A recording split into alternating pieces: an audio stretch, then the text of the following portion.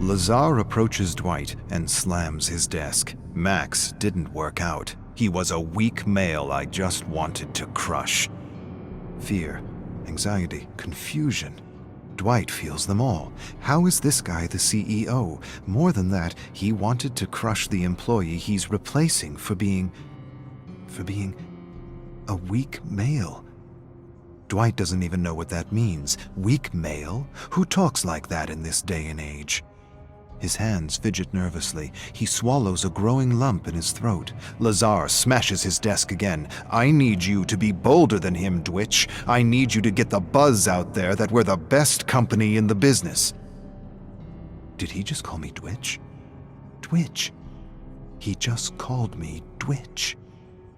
Dwight's still not sure what he's supposed to be doing at Peak 22. He's a story hook supervisor. He has no idea what that is. Sounds convoluted and made up. Sounds like bullshit. He took the job because he needs the money, and he can't dress up in costumes for birthday parties anymore. Kids can be so cruel.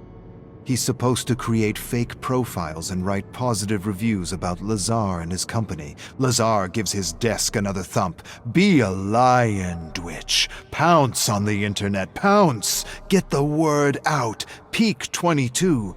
We designed story hooks for ads that transcend humanity. Dwight has no idea what that means. Lazar leaves a test on his desk and walks away. Dwight stares at the test, unsure. Rose, the manager who hired him, approaches him and explains it's an intelligence test. Lazar wants to make sure he's the smartest in his company. Best advice? Flunk it. Dwight smiles. Gotcha.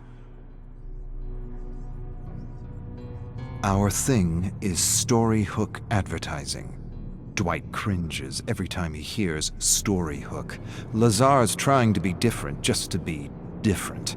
Most advertisements use stories to wrap a message in emotion. Just because you call it a story hook doesn't mean it's new, doesn't mean it's different. Story hook is a term used by high school English teachers. Rose laughs. Yes, but Lazar's an idiot, and he wants to feel like he created his own theory for his upcoming book. Dwight's eyes go wide. Book? What book? Rose laughs absurdly and explains. An autobiographic book, a guaranteed bestseller highlighting Lazar's new theory on creativity. But Lazar hasn't done anything yet. It's all smoke and mirrors. Rose laughs and corrects him. He's done one thing really well. He's burned through millions. Rose changes the subject and tells Dwight he needs to meet Lazar's ghostwriter for an interview. Make sure to shower praises about our naked emperor for his autobiography. Dwight approaches Rose. She isn't her usual jolly self. Dry tears line her cheek and her eyes are swollen. She tells him Lazar embarrassed her at a meeting when she refused to go along with his jokes at the expense of the sound designer's speech impediment. He humiliated her for not going along with his stuttering impression. Rose sighs and advises Dwight to record all meetings with the Naked Emperor, not just for legal reasons, but for the yearly roast. Dwight raises his eyebrows curiously. Yearly roast? What yearly roast? She tells him about a yearly gathering of ex-employees who get together to laugh at Lazar's stupidities. Dwight tilts his head. He's really confused. In his mind, Peak 22 just opened its doors. How long has Peak 22 existed? Rose calculates on her hands. 5 years. Dwight can't believe his ears. 5 years and Peak 22 has nothing? Rose smirks. Correction. 5 years and we almost have Lazar's biography and his theory on creativity.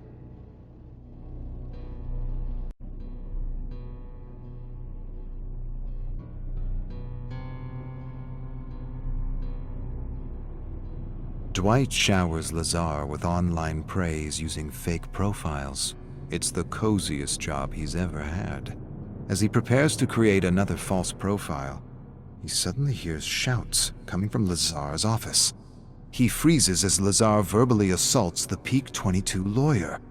The lawyer is telling him Storyhook can't be registered. It's a concept in many high school textbooks. Lazar fires the lawyer on the spot. The lawyer promises he'll sue. Lazar doesn't care. He'll settle. He always settles. It isn't his money. And Dwight's heard he's got his benefactors eating out of the palm of his hands. He's already settled dozens of wrongful dismissals. Rose attempts to calm Lazar down, but he screams at her to mind her business. Dwight wants to help her, but he's never made so much money doing so little before. He likes making money doing nothing. But his hands are fidgeting, and his palms are getting damp and clammy. Hearing Lazar verbally abuse Rose is difficult to bear. He imagines all kinds of scenarios where he leaps from his desk to help her. Nervousness fills his bladder, and he leaps from his chair and rushes to the bathroom. The Brilliant Mind, Inc. Lazar announces the title of his autobiography to the entire office. It feels like a joke, a bad joke, but it's not, and the studio is trying not to laugh at the naked emperor. Lazar hasn't done anything in the 5 years since he convinced a bunch of millionaires in his Storyhook revolution. He doesn't even have one successful advertising campaign. They had a few clients in the beginning, but Lazar wanted to write and direct the commercials himself and made a mess of everything. Dwight suppresses a laugh. Rose claps when Lazar concludes his presentation. Amazing, paradigm-changing. How gracious of you to share the secrets of your success with the world. Everyone gets her sarcasm except Lazar. That's the thing about narcissists. They believe their own press release. Lazar turns his attention to Dwight. Dwitch, what do you think? Dwight suddenly feels the blood drain from his face. He echoes Rose. Amazing, paradigm-changing. How gracious of you to share the secrets of your success with the world. Lazar smiles. It's not about ego, Dwitch. It's about community and selflessness. Lazar screams at Rose because she can't find a publisher for The Brilliant Mind, Inc. Peak 22 has done nothing, and creating campaigns with a Storyhook isn't really paradigm-changing. The publishers think he's an idiot. Why is he saying Storyhook when he means story? Ads with a story with a Storyhook? Rose calms Lazar down. She suggests that they should self-publish. The idea silences Lazar. You're right. You're absolutely right. The publishing world isn't ready for my visionary ideas. Dwight sighs and finds it harder and harder to listen to his bullshit. Peak 22 is going nowhere fast. The company is having a hard time finding clients and recruiting with all the rumors of abuse. Lazar announces he has a solution for recruitment. He'll write a Storyhook recruitment campaign to attract the best employees. Hundreds will apply, thousands.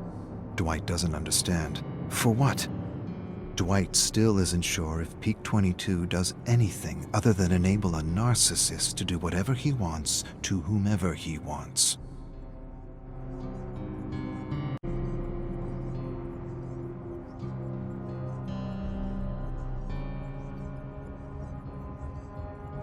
Lazar is spreading rumors about Rose. Dwight consoles her, but she's inconsolable.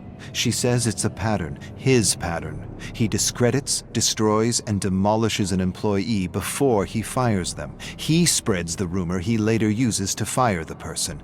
Dwight says she's exaggerating. Rose shakes her head. Lazar's in trouble. He just spent more money on a 1-minute ad campaign for Peak 22 than a Hollywood blockbuster, and his investors want answers.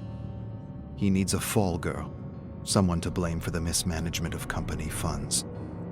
Dwight doesn't understand. She explains that Lazar's already left a trail of blood in his wake. The last 3 women in her position were all promoted and fired for Lazar's excesses and stupidities. Lazar has an upcoming meeting with his investors. She will be this year's patsy. Dwight gives her a skeptical look. She shakes her head. You'll see. He spends the money. A woman takes the fall. That's Lazar's idea of equal opportunity. Dwight stares in disbelief as Lazar asks Rose to present the advantages of storyhook advertising at an all-hands meeting. He interrupts her on every slide in front of everyone, then cancels the meeting. He acts as though it's the first time he's seen Rose's deck. He announces Rose has no idea what a storyhook is. Everyone leaves the cafeteria feeling bad for her, grumbling that no one knows what he means by storyhook or how stupid he is for using a contrived term that just means story. Dwight doesn't understand because she validated every slide in her deck with Lazar. He heard them agree. Before Dwight can talk to her, she is fired and escorted out of Peak 22.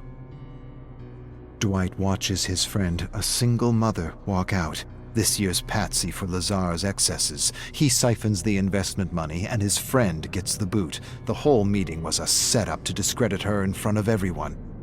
Lazar approaches Dwight. "Sorry, Dwitch. I know Rose was your manager, but I had to let her go. She wasn't aligned with our company values."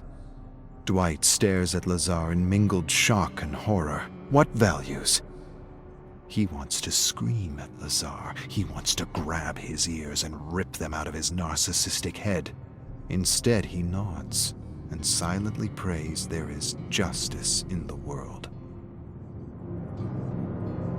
Dwight listens in disbelief to stories of Lazar, real-life horror stories, stories that defy reason for this day and age. It's a yearly ritual for those who have had the misfortune to work with Lazar. They've all gathered to watch the leaked Peak 22 recruitment video. Dozens of people, each wearing a white Peak 22 t-shirt with a ridiculous Lazar quote they scribbled on with marker. One of them worked with Lazar at a production company where he tried to produce a terrible web series he wrote. It's about an alien computer that takes over the world and controls its inhabitants with a matrix that simulates reality. No one told him he just pitched the premise of a major blockbuster film. She imitates Lazar selling his web series. It's different. It's unique. It's not horror. It's not sci-fi. It's terror. Sheer terror. It's a new genre. It's simulated terror. Lazar believed he had created the next big genre like cosmic horror. The writer shows a book written by Lazar, Simulated Terror, Guidelines for Writers in His New Genre. They all burst out laughing. Dwight laughs so hard it hurts. Who says storyhook when they mean story, or simulated terror when they mean sci-fi?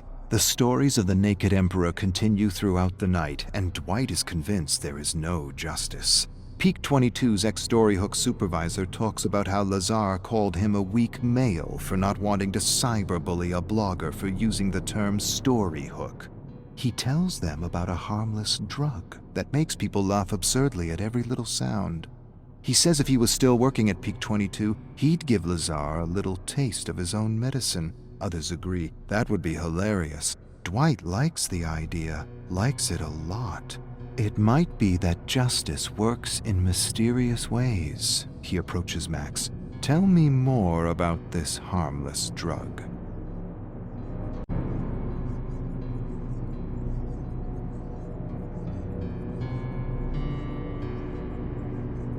Max hands Dwight a mix of his laughing drug. It will make him giggle and laugh so much he'll piss his pants. Pour it in his coffee right before his meeting, and you'll have a story hook unlike any other for next year's roast. Dwight smiles.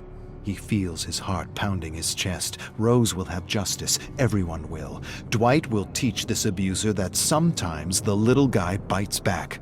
Inspired, he asks one of his colleagues to distract Lazar while he spikes his coffee. Another colleague listens to the plan and shakes her head skeptically. She isn't sure. She doesn't like this prank and cautions Dwight to think things through. "I've got 2 kids," she says, "and the last thing I want is for the investors to close down shop because he hallucinates or hurts someone." Dwight laughs. "Don't worry. The most that will happen is he'll act like a donkey." Dwight lifts his chin proudly and reassures her no one will get hurt. He places his hand on her shoulder and feels like the leader he always knew he's been. Nothing bad will happen, or my name isn't Dwight.